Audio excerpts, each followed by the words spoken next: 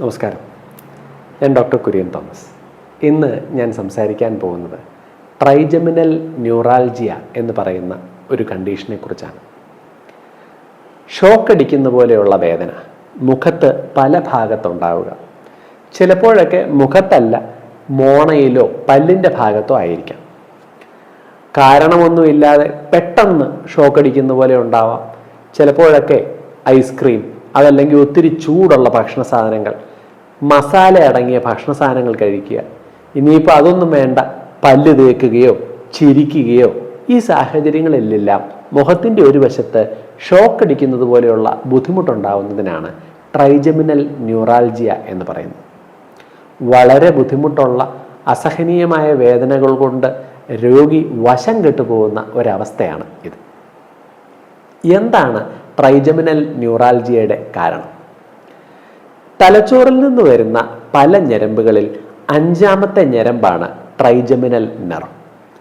തലച്ചോറിൻ്റെ ഉള്ളിൽ brain stem എന്ന ഭാഗത്ത് പോൺസ് എന്ന് പറയുന്ന സ്ഥലത്തു നിന്നാണ് ട്രൈജമിനൽ നെർവ് വരുന്നത്. ഇത് വന്ന് മുഖത്തേക്ക് വന്ന് 3 ബ്രാഞ്ചസായി തിരിയും. നെറ്റിയുടെ ഭാഗത്തെ സ്പർശനം കൈകാര്യം ചെയ്യുന്ന ഒഫ്താൽമിക് ബ്രാഞ്ച്, ചുണ്ടിൻ്റെ മുകൾ ഭാഗം, ഈ കവിളിൻ്റെ ഭാഗം സപ്ലൈ ചെയ്യുന്ന മാക്സിലറി നെർവ്, ഈ താടിയുടെ ഭാഗം, കീഴ്ചുണ്ടിൻ്റെ ഭാഗം സപ്ലൈ ചെയ്യുന്ന മാൻഡിബുലാർ നെർവ്. ഷോക്ക് അടിക്കുന്ന പോലെയുള്ള അസ്വസ്ഥത ഇതിൽ ഏത് നെർവിൻ്റെ സപ്ലൈ ഭാഗത്തും വരാം. കൂടുതലും ഇത് മാക്സിലറി മാൻഡിബുലാർ, ഇതിനെ V2 V3 എന്നാണ് വിളിക്കാറുള്ളത്. ഈ ഭാഗത്താണ് ഉണ്ടാകാറ്. അപൂർവമായി V1 എന്ന് പറഞ്ഞാൽ നെറ്റിയുടെ ഭാഗത്തും ഉണ്ടാവാം. ചിലർക്ക് ഈ 3 ഭാഗത്തും ഒരുമിച്ചും ഉണ്ടാകാറുണ്ട്. ഏത് സാഹചര്യങ്ങളിലാണ് ഈ ഷോക്ക് അടിക്കുന്ന പോലെയുള്ള ബുദ്ധിമുട്ടുണ്ടാവുന്നത്? നേരത്തെ ഞാൻ പറഞ്ഞതുപോലെ വെറുതെ ഇരിക്കുമ്പോൾ കാരണമൊന്നുമില്ലാതെ ഉണ്ടാകാം. മുഖത്തേക്ക് കാറ്റടിക്കുക, ഉദാഹരണത്തിന് ഒരു AC-യുടെ മുമ്പിൽ അല്ലെ ഫാനിൻ്റെ താഴെ ഇരിക്കുമ്പോൾ, യാത്ര ചെയ്യുമ്പോൾ ജനലിനോട് ചേർന്നാണ് ഇരിക്കുന്നത്, മുഖത്തേക്ക് കാറ്റടിച്ചാൽ അപ്പോൾ. പല്ല് തേക്കുക, ഭക്ഷണം കഴിക്കുക, ചിരിക്കുക, മുഖം കഴുകുക, ഈ സമയത്തെല്ലാം ഈ ഷോക്ക് അടിക്കുന്ന ബുദ്ധിമുട്ട് ഉണ്ടാവാം. ചില ഭക്ഷണ സാധനങ്ങൾ, പ്രത്യേകിച്ച് തണുപ്പോ ചൂടോ കൂടുതൽ ഉള്ള ഐസ്ക്രീം, ഒത്തിരി ചൂട് ചായ കുടിക്കുക, അങ്ങനെയുള്ള സമയത്ത് മസാല അടങ്ങിയ ചില ഭക്ഷണ പദാർത്ഥങ്ങൾ, ഇവയെല്ലാം ട്രൈജമിനൽ നെർവിന് ഇറിറ്റേഷൻ ഉണ്ടാക്കാറുണ്ട്. ട്രൈജമിനൽ ന്യൂറാൽജിയ ഉള്ള രോഗികൾക്ക് പലർക്കും ട്രിഗർ പോയിന്റ്സ് ഉണ്ടാവാറുണ്ട്. എന്ന് വെച്ചാൽ മുഖത്ത് ചില സ്ഥലങ്ങളിൽ തൊട്ടാൽ അവിടെ പെട്ടെന്ന് ഷോക്ക് അടിക്കും, മറ്റ് സ്ഥലങ്ങളിൽ അത്ര കുഴപ്പമില്ല. ആ ട്രിഗർ പോയിന്റ്സ് തൊടാതെ, മുഖം അനങ്ങാതെ ശ്രദ്ധിച്ചിരിക്കാനായിട്ട് അവർ ശ്രമിക്കാറുമുണ്ട്. ട്രൈജമിനൽ ന്യൂറാൽജിയ എത്ര തരം ഉണ്ട്? കാരണത്തിനെ ആശ്രയിച്ച് പ്രധാനമായും ഇതിനെ 3 തരമായാണ് തിരിക്കുന്നത്.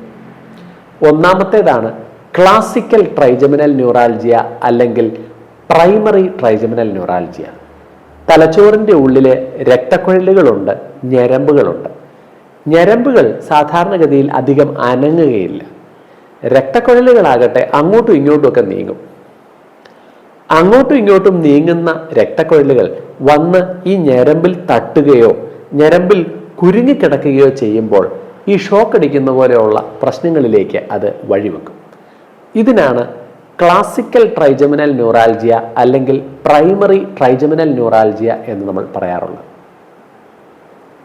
രണ്ടാമത്തെ തരമാണ് സെക്കൻഡറി ട്രൈജമിനൽ ന്യൂറാൽജിയ എന്ന് പറയുന്നത്.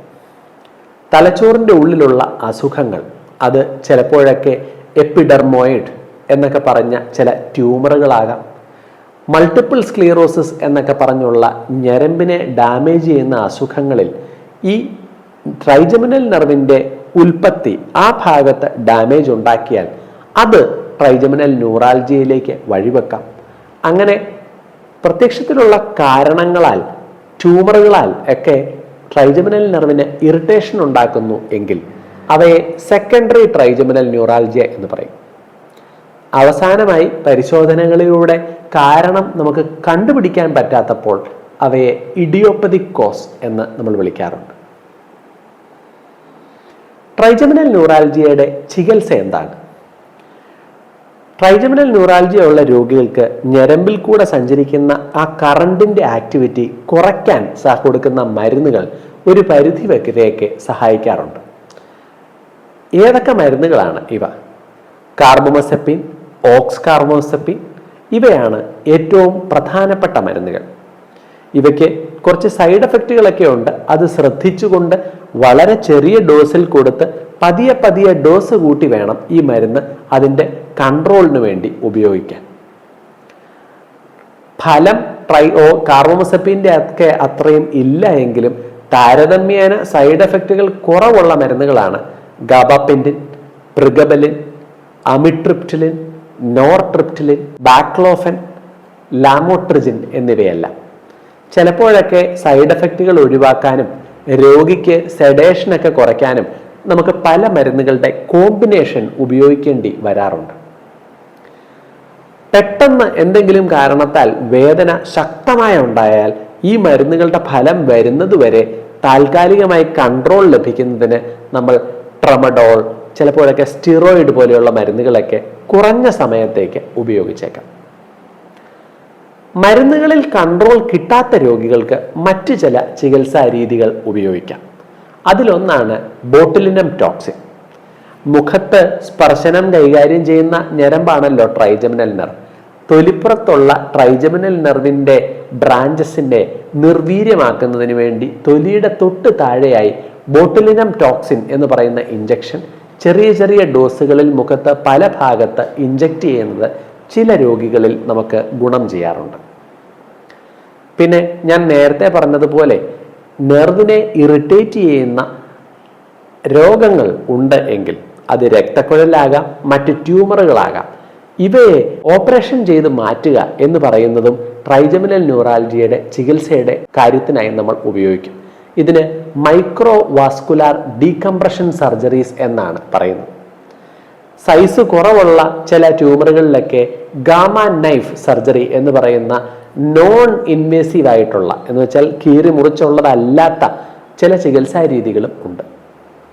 പടിപടിയായി മരുന്നുകൾ, ബോട്ടുലിനം ടോക്സിൻ, ചിലപ്പോഴൊക്കെ മൈക്രോവാസ്കുലാർ ഡീകംപ്രഷൻ എല്ലാം നമ്മൾ രോഗികളിൽ ഉപയോഗിച്ചേക്കാം. മരുന്ന് ഉപയോഗിച്ച് നമുക്ക് കൺട്രോൾ കിട്ടിയാൽ വളരെ പെട്ടെന്ന് മരുന്ന് നമുക്ക് നിർത്താൻ പറ്റാറില്ല. ട്രൈജമിനൽ ന്യൂറാൽജിയയിൽ മരുന്ന് കൊടുത്ത് രോഗം കൺട്രോൾ ആയാലും കുറഞ്ഞത് 2-3 മാസം മരുന്നുകൾ കഴിച്ച് പിന്നെ പതിയെ പതിയെ വേണം മരുന്നിൻ്റെ ഡോസ് കുറച്ചുകൊണ്ടുവരാൻ.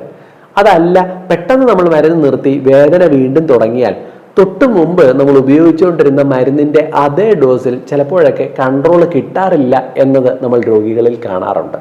അതുകൊണ്ട് നിങ്ങൾക്ക് ട്രൈജമിനൽ ന്യൂറാൽജിയ ഉണ്ടെങ്കിൽ കൃത്യമായി സമയത്ത് ഡോക്ടറിനെ കാണുകയും മരുന്നിൻ്റെ ഡോസ് അഡ്ജസ്റ്റ് ചെയ്യുകയും മരുന്നിൻ്റെ സൈഡ് എഫക്റ്റുകൾ ഇല്ല എന്ന് ഉറപ്പാക്കാൻ കാലാകാലങ്ങളിൽ ചില പരിശോധനകൾ നടത്തുകയും ആവശ്യം എന്നുണ്ടെങ്കിൽ സർജറി പോലെയുള്ള ചികിത്സാ രീതികളെ ആശ്രയിക്കുകയും ചെയ്യുക. നന്ദി.